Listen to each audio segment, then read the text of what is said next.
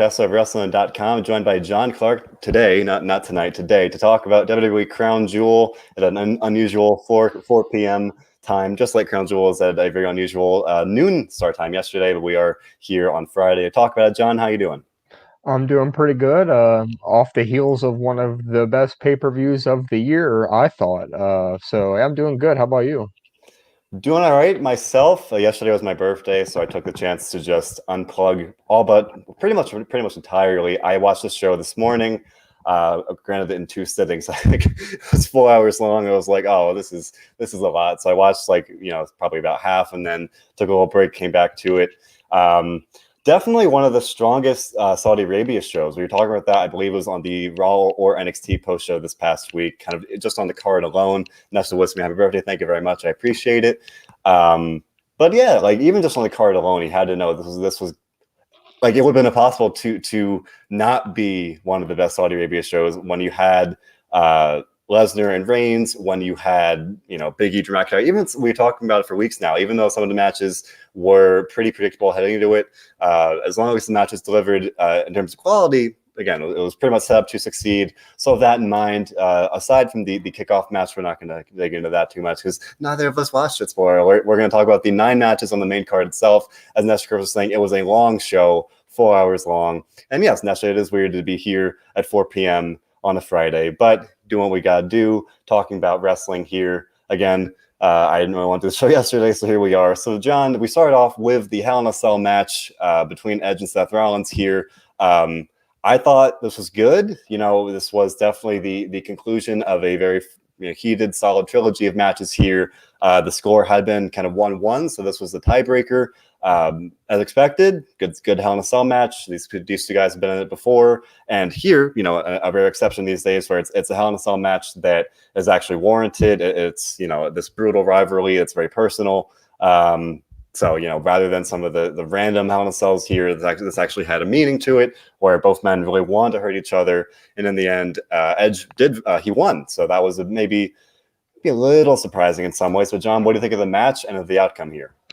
Okay, so this was one of the few matches where I predicted the wrong winner. I actually thought that Rollins was going to come out on top. I thought he could have used the win more, seeing that he's more of the full-time guy. And after this, I wasn't really expecting to see Edge again until possibly the new year. With the direction they went, though, I'm not sure if that's the case anymore. Edge has been competing and appearing on TV way more than I have been expecting him to over the past year. But as far as the match itself goes, both of these men have a lot of experience in Hell in a Cell match, so I thought it was very well paced.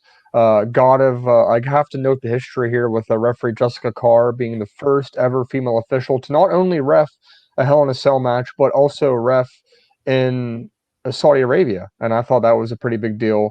Not to mention in the match as well, some of the bumps that Rollins took were potentially very dangerous. A Oh suicide yeah. dive out of the ring, he went through the table. They both left it all out there. Let's not forget that they went 28 minutes in this match, and it was 86 degrees out in Saudi Arabia. Of course, the humidity is not as bad, but of course, it's still very hot out A there. hot day, yeah. If you missed Crown Jewel, the pay-per-view in general, this would probably be the one match, if I had to pick one, that I would tell you to make sure that you definitely do watch. I don't want to overshadow the main event or anything like that, but this was definitely, I thought, pretty much one of the highlights of the night. Starting out with this was a banger, and I thought this was the result, even though it went the way it did, I think they can build off of it. So I thought overall this was a very good match. I agree. As the saying goes, Rollins had his working shoes on yesterday. He was bumping. There was the one spot where he went kind of off the top rope, hit the cage wall down through the table. That was pretty brutal. I'm sure he's going to be sore definitely today, if not for the next few days. But yeah, I would definitely agree that Edge has been around more than I think anybody would expect. And the writing was on the wall where it's like, okay, Rollins can win here, and then you kind of give Edge a natural out for the fall season, bring it back Rumble time, maybe go for the three-peat of Rumble wins in a row there or something like that. But no, Edge won, and Nash was pointing out that he got drafted to Raw, so definitely fair to wonder what his short-term future holds. Where you're going to Raw, he's going to be able to face any number of new opponents there. So that's pretty just exciting in itself. With Rollins, Ken in the same way. Anytime somebody loses a Hell in a Cell match like that, you got to imagine they might take, even if it's like a week off, just kind of like recover and lay low a little bit here.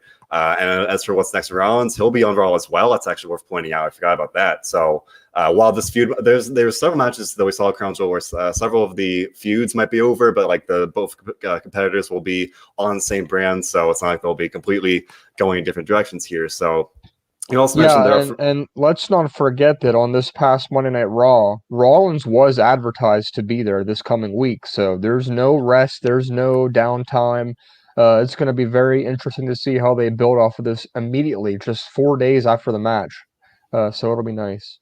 Yeah, and just I also want to shine some light. You mentioned the referee, Jessica Carr, definitely making history in the Hell in a Cell match and also at this historic Saudi Arabia show. So among other silver linings of the Saudi Arabia show here, that is definitely one of them. So definitely a good match here. You mentioned 28 minutes, got a lot of time, and the guys delivered. So with that, it was a very good way to start the show. Then we rolled right into the match with Mansour and Mustafa Ali. I think anybody and their brother could have told you the way this one was going.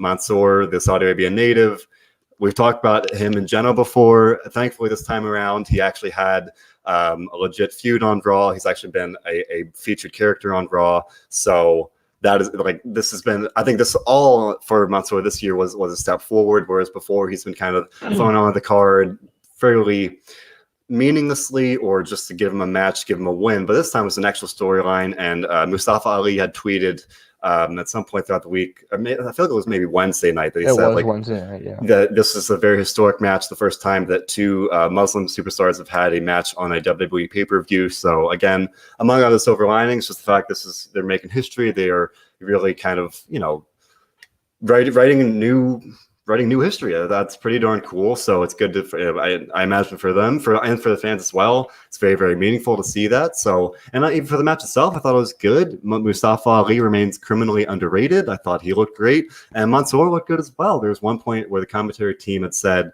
I think Mustafa was talking some trash, and Mansour got fired up, and they said like, "Oh, this is the mean streak that Mustafa's been wanting to see from Mansour all along." So some nice storytelling there, just kind of wrap that up.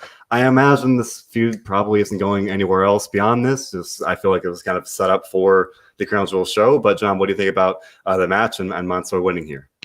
Yeah, so two things I want to point out about this. The first, not to mention with Ali saying about the two Muslims head to head, but let's not forget that he was donating his entire paycheck and earnings from this match to charity.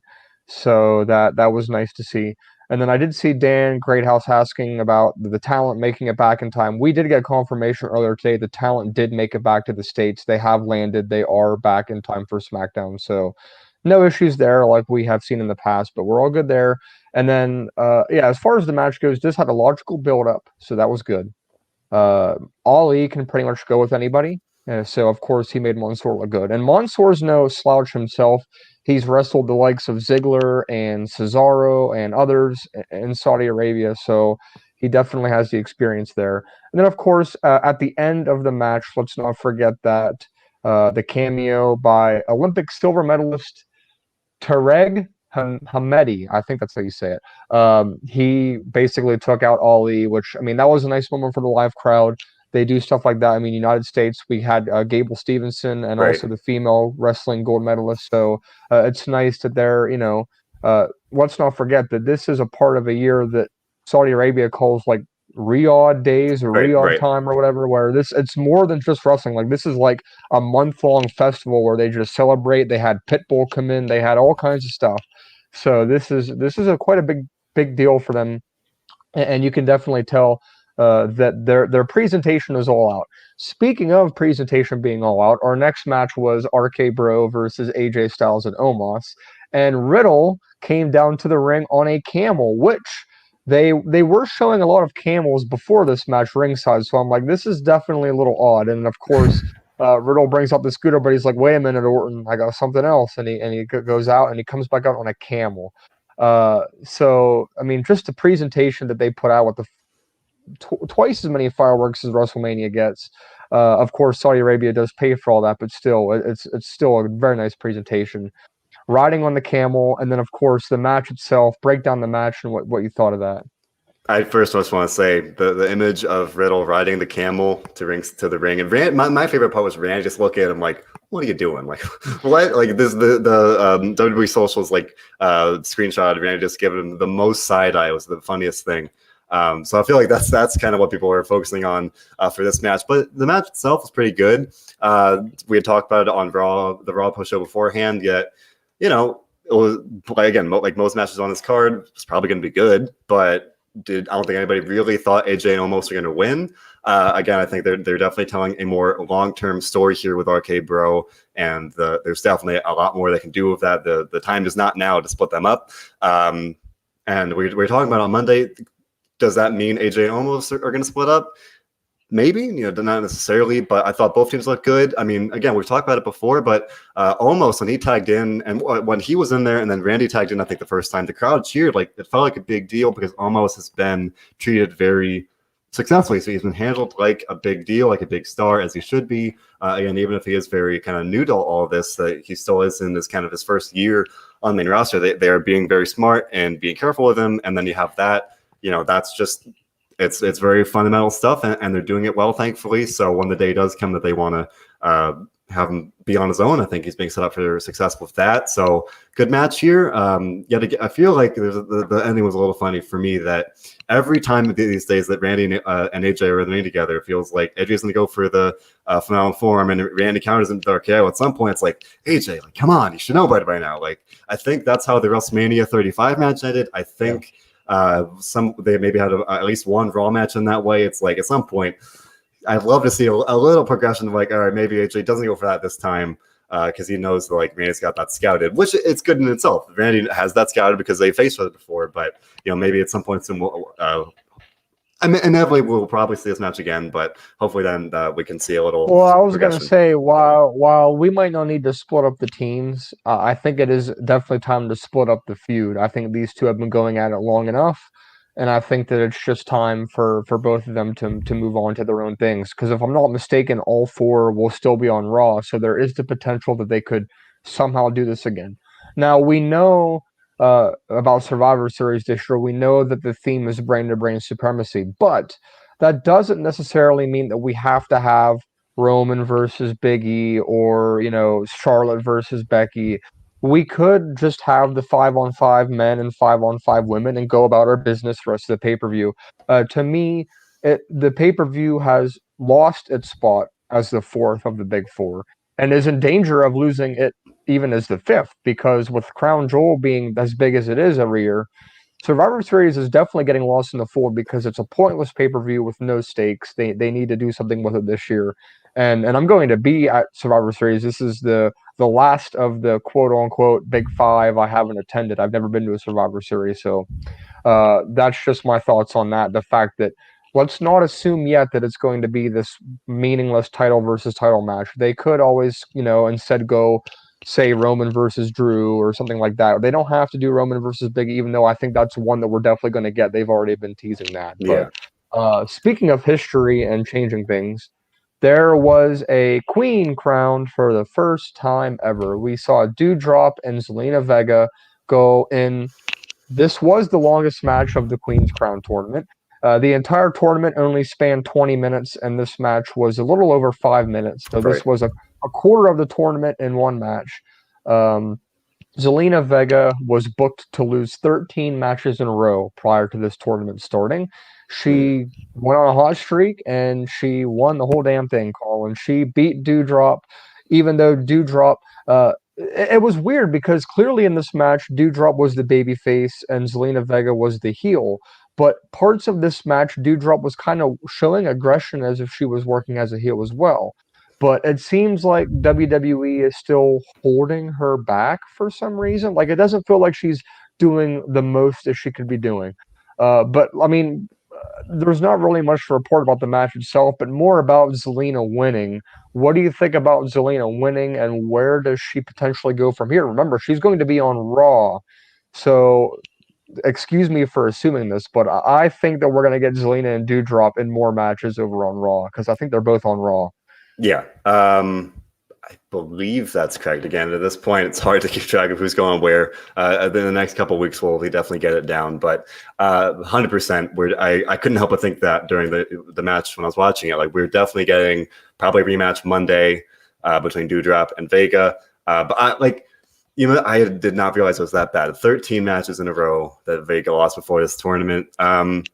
Trying to be optimistic, I'll say sometimes in sports you see teams have a losing streak and then something kind of clicks and they turn it around and go on a great run and win whatever it might be, whatever sport you want to complete metaphor with. But it happens in theory. But in a world where everything's kind of predetermined, it's like you could have done something a little differently there to kind of set her up so that by the time this tournament started, it was like, oh, she seems like a genuine contender. Whereas when the bracket came out, I'm like, hey, I like Zelina Vega very much. I think she's great, but there's no way she's going to win this. And then she does. And it's like, wow. Well, thinking about it, she does seem like the type of character that could run with the Queen gimmick. She's into that, like, I don't want to say, she's into like that cosplay stuff, like she's always dressing up as her favorite anime character, stuff like that. I think she's a good person to kind of take this gimmick a step further, like further than say Corbin took it, further than we have nobody to compare it to. Like this is history, and it's funny because Michael Cole said, you're always going to remember the first Queen of the Ring, just like everybody remembers the first King of the Ring. And I had no idea who the first King of the Ring was until he said Morocco, and I was like, oh, well, I didn't even know that. So, but I think it's going to be interesting to see. But you think that, and you hope, and I hope too, that she doesn't start losing 13 matches in a row again. She needs to win. Yeah. She needs to be elevated because think about the talent they have on Raw. Are they gonna throw Zelina back into a match with Liv Morgan or Carmella because they're on Raw too now? But you have Bianca Belair and Becky Lynch, who are the two top tier on Raw right now. Right. So we'll see how they run with that. But I think Zelina has a good chance to position herself as maybe captain of the Raw women's team at Survivor Series. That could be something. I like that. Again, we're going to talk about Xavier Woods winning in a minute here, but I think for Queen of the Ring here, maybe even more so, I would argue, you really needed somebody with a loud or energetic, at the very least, a personality that really kind of to carry that, to really make it worthwhile, to do something with it. And she was doing the kind of like Queen's wave on her way to the ring. Which I thought was pretty funny, and then she put the crown on. Like I could see them rolling with this like Queen Zelina kind of thing. I think it fits, it makes sense, and yeah, she could easily potentially kind of captain the Survivor Series team, like you mentioned, just kind of use her Queen status, I guess, for that kind of authority, for lack of a better word. So I think this is good. Again, at the end of the day, I'm happy with the decision. Not so happy about the booking leading into it because she was handled so poorly. Nesha pointed out that maybe we'll see they get a title match coming out of this, maybe, but what would that be against Becky Lynch? Like, I mean, right now we know Charlotte has the title for Raw, which we'll talk about that whole mess in a minute. But yeah, I think that she would deserve a title match. But again, the specifics of it, of whether it's Charlotte or Becky, either way, it'd be pretty much heel versus heel. So it'd be interesting, albeit odd to say the least. But let's switch gears here, talking about people being crowned. All hail King Xavier Woods. Xavier Woods defeated Finn Balor in the finals of the King of the Ring tournament, in a moment where, I've made a note to get. I'm rooting for it. Many fans have been really hoping this would happen. Many fans. At the same time, John's doing a face palm, not loving it. But this was what a lot of people wanted to see. This is what Xavier Woods has been really trying to manifest and make happen. Something he's very passionate about. He is a pure emotion when he won the match. Just really something to behold. It was really great to see that. I'm happy with it. Yet again, John, we talked about it last week. I know you said you want them to do something with it, and I entirely agree. Like, they need to do something to capitalize and come out of this. But I would probably more so, like Nestor Chris is saying, I'm just happy we got this. If nothing else happens, if it goes nowhere, if a month from now Xavier's teaming with Kofi and nothing really comes out of it, that would be disappointing. But at the very least, I can say, okay, we got this moment. We got to see him, living his dream, and that's pretty cool. I know you may feel differently, but that's my 2 cents. I'm willing to give it a couple weeks because I want to see where they go with it before I jump to conclusions. My initial thoughts are this is horrible, this is pointless, this is going nowhere. But I'm also under the assumption that we're not going to get anything out of this. I'm under the assumption that he's going to continue teaming with Kofi Kingston. He's going to be not an irrelevant role as a single superstar, but rather just being in a tag program, not doing a lot of stuff. But with all that being said, I do think it has the potential to be something if they run with it. I know people don't want to see the New Day split up, but this does appear, for me at least, to be the most intriguing path. No will rely on saying Kofi or Xavier, one of them will turn on each other. I mean, I know people don't want to see it, but to me, that's the ideal scenario here. That is how they can capitalize on this and run with it. That would be a very good feud, I think. Being that Big E's kind of not with them, where he's not going to be this mediator because he's on a whole show. They could play it a whole different way. I just don't have the high expectation that we're going to see something like that happen. I think that it's going to run its course over a couple weeks where Xavier is going to be the king and things are going to be his way and he's going to do a couple promos on it.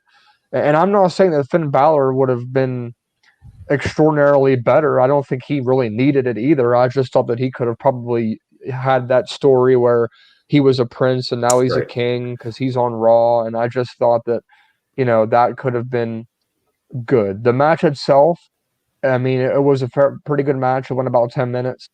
Um, Balor just coming off that loss to Roman as the Demon. Maybe he was going to win this, but then he loses again. So he's kind of on a losing streak now, but he's going to Raw for a fresh start too. That's their idea here. Everybody gets a fresh start. I do want to say something that just cracked me up. I didn't see this show yesterday. I was catching up on everything I missed this morning, and I saw the Finn Balor tweet after the match, like essentially something like maybe not the king, but always the prince. I'm like, how's that a good thing? Like the past week, you've been trying to become the king because you're the prince, and to turn around and be like, all right, I may have lost and I'm not the king, but I'm still the prince. Like that's not a good thing. Like that struck me as very strange. But no, as you said, Finn is moving to Raw. I imagine we're talking about some of the possibilities coming out of this show here on the Raw post show, and I can easily see them kind of just wiping the slate, kind of focusing on the fact that Xavier won, but like ignoring the fact he beat Finn and having Finn face any number of people, whether it's if he gets to challenge Big E at some point, just relying on his previous track record and ignoring whatever happened over in the Saudi Arabia, but. That just struck me as kind of weird. And yeah, he is on a losing streak now, and he does have that name value. But that's how it works, right? Someone always gets elevated, and by and large, someone always kind of has to take a step back. And Balor may have been benefited from the move from winning in some ways, but he also didn't also need it because he does have that to lean on. So. Well, Colin, do you know who is no longer on a losing streak in WWE? Who is no longer on a losing streak in WWE? Are you talking about Goldberg? That would be Goldberg. Goldberg picks up a big win. Now, listen, I got to say that this was probably a match I had the lowest expectations for. But Goldberg delivered in this pay-per-view match. And I'm not just saying this was one of his best pay-per-view matches since he returned. But this was one of Goldberg's best pay-per-view matches, like, in a very, very long time. But that's why it was just a series of spots again and again and again that kept escalating in how brutal and hardcore they were. And I'm not saying that's a bad thing. I'm saying that first it was the trying to hit him in the head with steel steps, right? Trying to kill him as he promised he would.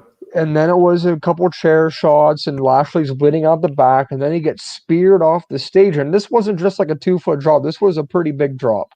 The fans were hot for this one. You want to know why Goldberg's going to Saudi Arabia? Watch this match and listen to this crowd, because Goldberg is still 30 years old and in his prime for Saudi Arabia. This was hot for the crowd. What did you think of the match? What did you think of the result? Where do we go from here? John, Robert and I like to say when we talk about SmackDown, some of the more general things, that the bar is very low. So when you say this was Goldberg's like best pay-per-view match in recent memory, I have to agree, but that's not really saying much. Like the bar is very low. So like, yeah, no, this was like good, I guess, like quote unquote good for a Goldberg match. I don't know. It didn't really do it for me. I just because I guess I was more thinking about it kind of admittedly maybe looking at forward in term rather than enjoying the match in the moment. I was like, all right, where do we go out of this? And we talked about it on Monday, previewing it. It's like, okay, Goldberg has to win at some point because he does have at least he has 2 more matches on his current deal. Presumably he'll come back for those 2 matches next year. So in theory, yeah, he had to win because he lost to McIntyre at the Royal Rumble. He lost to Lashley at SummerSlam. So yeah, at least coming out of this, he's got that to kind of heat him back up for whatever's next if they want to plug him in for another random title match next year or whatever it might be. I thought this was fine. You know, it wasn't bad by any means. It told a good story. Again, Goldberg said he wanted to kill Lashley, and again, he tried. He had the one spot. He went to like smash his head with the steel steps. So you know, and he missed. But then he speared him off the stage. That was a cool spot. So the one thing that took me a little bit out of it was they had the Hurt Business come out towards the end of the match. So Lashley was about to walk out and just kind of leave, and then Cedric and Shelton walked out, and Lashley was like, "Oh, I got you now." And Cedric and Shelton ran at Goldberg. He kicks one of the big boot. He backdrops the other one. And that's it. It's like, all right. Like, and not to mention, Bobby Lashley actually walked out under his own power after the match, and the commentators made it a point to make that known. Like, oh, Bobby Lashley lost, but he is still getting up and walking out under his own power, which makes me believe. I'm not saying that this isn't over because I think it is over between the two, but I think they're going to make it as if Lashley like didn't really take a lot of damage in this loss. Like he's okay. He got up. He walked away. Yeah, sure, I lost, but I'm still the Almighty. He's still on Raw, so there could be a case made between him and Big E to have unfinished business in a match, and I think that might be the direction that they go in. But Lashley definitely lost a little bit of a valid power in this. And speaking of Big E and Bobby Lashley possibly having a rematch, I think nobody's surprised, maybe you, but I doubt it. Big E retained his championship over Drew McIntyre. This was a big fight feel with little build up, even though it was still, I thought, a very good match. Big E Big E is now one of only, I think, 3 people that they said to kick out of the Claymore. So they made that a pretty big deal. And then he celebrates, him and King Woods get to celebrate together. So I don't think Drew really took a big hit as far as his power, his looking as a good guy. What do you think about the match and the result here? Well, you mentioned the little build-up. We had 3 weeks of can they coexist for a build-up. So I think all of us can agree that we are glad that this will be over. Drew's going to SmackDown. The new rosters begin tonight on Friday. So regardless, it's over. This was a good win for Big E in the sense that beating, the former kind of face of Raw and Drew McIntyre, that's a nice notch to have on your belt. Admittedly, for me, this is one of those matches where I was 99.9% certain that Big E was winning. So I started kind of half watching. I was doing some other stuff. I kept my eye out for like the big things. I saw Big E kick out of the Claymore. I saw McIntyre kick out of the big ending. That took me a bit out of it where I was like, all right, this is one of those matches where, again, everyone knows Big E's winning. There's no chance. I'm sorry. There's no chance that McIntyre's winning. Why would you have the guy kick out of the big ending? Because then the next time he has, let's say maybe not Survivor Series, but his next big title defense, if it's a Royal Rumble or whatever, the next time someone kicks out of it, it's not going to mean as much because McIntyre kicked out in this match where he didn't need to. Like, if they really want to do that, just avoid having Big E hit it until it's time. But then you do want to make McIntyre look strong, so I get it. And not to contradict myself, Big E looked good for kicking out of Claymore. But at the same time, then kind of the same argument. Then the next time someone kicks out of the Claymore, it doesn't mean as much because it came in this not meaningless match, but in a match where the outcome was never really in question. And I agree. This was one of the matches that I paid the least amount of attention to. I definitely found myself doing other things just because there really wasn't a question of who was going to win, and it just would not have made sense for Drew to win. It just would not have made sense. No. So, good match, good showing. I liked it. And after the match, Big E said, I got big plans for this title. He said, like, kudos to you, Drew. And, Drew gave him a thumbs up to kind of show his respect, and that's it.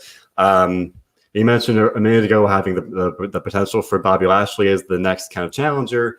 Maybe I would like to see. I mean, we do know as of today we are just under a month from Survivor Series. Again, most likely getting Big E versus Roman in a champion versus champion match there. Otherwise, Lashley probably would be the easiest to set up. Then you think of another. I don't know. Like they could do another champion versus champion thing with Damian Priest, but I think you have Seth Rollins being one good option there, but he just lost, so it'd be. Again, but with WWE, they can easily be like, "Oh, this is Seth Rollins. He's got all these things he's done in the past, so let's just kind of heat him up, in 2-3 weeks and give him a title shot." And that'd be good. I'd like to see that, but beyond that, there are some. They have options. I mean, you got Randy Orton tied up in the tag scene, and I was gonna say there's a case to be made where they could go Big E, Orton, and Riddle versus Roman Reigns and the Usos if they wanted to keep them together. Obviously, they've already done the New Day stuff, and they're on SmackDown, so that really wouldn't make sense. But I think Big E versus Roman is your main event of Survivor Series, but I think they need. Now, I get the rumors about The Rock potentially coming back, where likely they were kind of dethroned, where he's going to be busy. Not that doesn't mean he won't be there, but there's a strong likelihood that he won't be. Right. What I'm saying is, if this match does close the show, there needs to be something big, whether that be Lesnar coming out at the end and tearing apart everything. It can't just be a one-on-one match where, in all likelihood, Roman Reigns just beats Big E clean and then that's it. Like, there needs to be something bigger. Yeah. I don't know what that something bigger is, but again, in a nutshell, it was a good match. It was a nice way to kind of really, maybe even more than beating Bobby Lashley twice, I guess, to really kind of say Big E is our guy. He is the top star on Raw moving forward here now in this new era with the draft. And I should mention they do have options. Rollins, Lashley, even you mentioned that'd be pretty cool to see him do some work with Randy Orton, Edge, even maybe down the line a little bit. They do have Raw kind of coming out of the draft and heading into this new season, I guess, for where they definitely have some more top level depth than they had previously. So that'll be good. And I'm looking forward to seeing what happens there. Something else I'm, if not looking forward to, at least maybe a little skeptical of, is what happens with the SmackDown and Raw Women's Championships. Because, of course, we had a very historic and star-studded triple threat match with Becky Lynch, Bianca Belair, and Sasha Banks. This was one of the matches where I was pretty kind of hooked on to watching it. Like, I really am curious to see what happens here, because again, we talked about it before, 2 Raw superstars as of today heading over from SmackDown to Raw, whereas the champion Becky Lynch was on SmackDown holding the SmackDown Women's title. She's going to Raw, so it's like, how are they going to kind of maneuver this? And then there are a couple points where I really thought, okay, they might have Bianca win and bring the title to Raw, but that would make a lot of sense. And then there are several moments, especially near the end, where it looked like Sasha Banks is going to win, which would make sense because she's staying on SmackDown. But end of the day, Becky Lynch wins yet again, John. Here, a very historic match, which is the first, I believe, first women's triple threat match in Saudi Arabia history of the WWE shows here. So this was definitely a very special match in that regard. So that was definitely a lot of the focus here, but definitely a lot of curiosity at the very least of what's going to happen here with the titles. Several comments throughout the show here have wondered if we're going to see a title swap. And now that we know that Becky Lynch has kept the title, I don't know what else they were going to do other than just having the very cheap and easy title swap. We have breaking news as of about 20 minutes ago. Advertised for SmackDown tonight officially is a WWE Women's Championship exchange. So they have officially announced that Becky and Charlotte will swap titles tonight. And of course, King Xavier will have his coronation with Kofi Kingston crowning him. So those are the 2 things we have announced for tonight. So we will be seeing a title exchange as of tonight.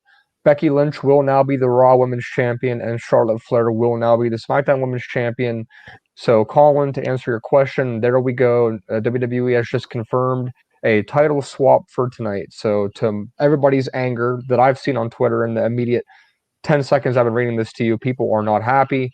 To me, it's not the end of the world. I get that it's they always book themselves into this situation. However, they're going to be fighting again in Survivor Series anyway. It's going to be a weird exchange, but okay, who cares? It's red and blue. They're just switching colors. but I get your point. The match itself, though, yeah, Becky wins. I wasn't surprised. I thought that was going to be the plan. It was a very good match. Probably the best women's match that Saudi Arabia has seen to date right now. Sasha and Becky are known to have good chemistry. Belair just fit in perfectly. It was a very good match. But Colin, I'll shut up for a minute. What do you think about the official title swap that we're getting now?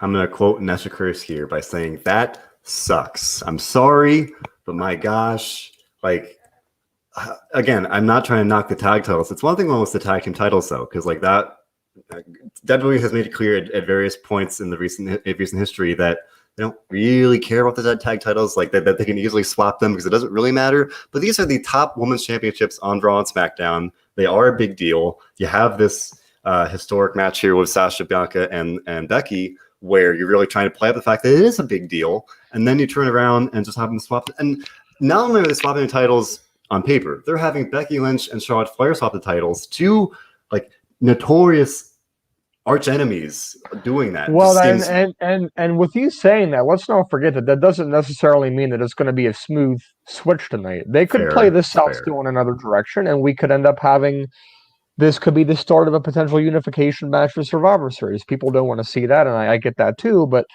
I think we should let it play out first. They've announced the exchange. I'm assuming that's what's going to happen, but there's going to be drama, I think, at some point. There will be drama. I like this comment from Fernando Nando. You know, you could say that there are other things they could do, and John, as you just said, maybe there are other things they will do. They could do a unification match, champion versus champion. Who even knows? But I'm just, in general, not a fan. Granted, we've only seen it once before, but now we know it will be supposedly twice that we're going to see the titles being swapped here. Just to me, it's not a good look. I hope that they figure out a way to kind of do it in a meaningful way as best they can, in a way that works. We'll have to wait and see. But I will try, as you said, to let it play out as best as I can, and I would recommend others do that as well. Lastly, here we had the match that, at least for me, that everybody was waiting for. Roman Reigns, Brock Lesnar over on SmackDown. Robert and I have been talking about it. This beautiful saga of Paul Heyman and his allegiance to Roman and Brock Lesnar being called into question. And last week with Brock saying, "Oh, I talked it over with my client, my advocate, Paul Heyman." All these very various, John, you mentioned a minute ago, drama. It's like actually compelling storytelling coming to a head here at Crown Jewel. The match, good. These guys have a lot of history. They're just the big fight feel, not even enough to really describe it there.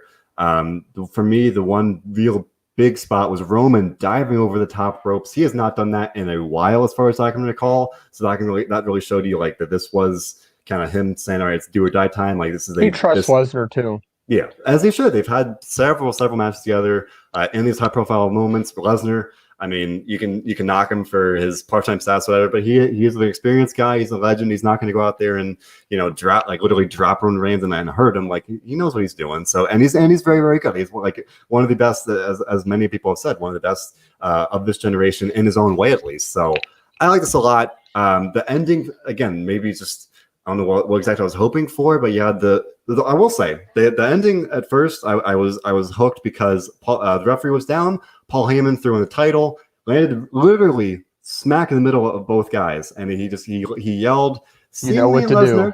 You know what to do with the title." But it was like, is he yelling to Lesnar? Is he yelling like they did that very, very well, where they really are threading that uncertainty. Where Lesnar acted like, "Okay, Heyman's talking to me," like and Roman acted like, "What are you saying?" Right. So definitely sowing the seeds of more dissent and uncertainty there. They played Roman and Brock played tug of war of the title. The Usos came down, super kicked Brock Lesnar, and that helped Roman Reigns get the win there.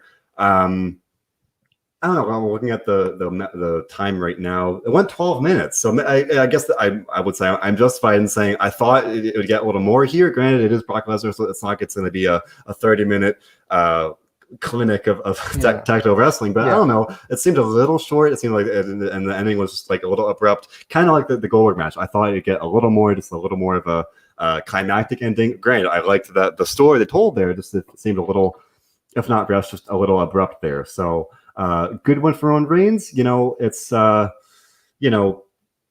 I will say this does not feel like it's over, and I wouldn't have assumed that to be the case. You know, they had the literal show closing camera angle on Lesnar being angry in the ring, Yes, and yes. Michael Cole saying, "Oh, this is a night that the Beast will never forget." So you know, Roman, you know, left And with a win then here. and then in the interview after, where Lesnar said as soon as he got to SmackDown, he was going to beat the crap out of Roman. I thought that this was a pretty good match, especially if you're rating on Lesnar's scale. He doesn't really have wrestling matches as much as he just puts on like it's like Lesnar's matches are like cinematic matches in the ring, though, if that makes sense. Like he doesn't have this old style wrestling match. He just does like his suplexes, and he's like a big attraction, and he's just a guy. But after what I've seen, I really do think that Lesnar is going to win the Royal Rumble, and I think that Lesnar and Reigns will headline WrestleMania in Dallas with the news that The Rock might wait till LA the next year. And I think that Roman Reigns is going to have one of the longest championship reigns we've seen in a long time. I do think this is going to go well over 2 years. He is, and I have to say, he's 2 weeks away from surpassing CM Punk's 434-day reign. Lesnar or Reigns is about to hit 420 this weekend, and then 2 weeks, and he will surpass CM Punk's 434, and in the modern era, be the longest champion to have a main championship. With all And that being said, Colin, um, say what you were going to say, and then rate the show. I was just gonna say, you mentioned the you know, breaking that record, absolutely amazing. It's been a great reign. Now, curious saying it's time for Roman to lose. I don't think it is, though. I don't think it's time for him to lose yet.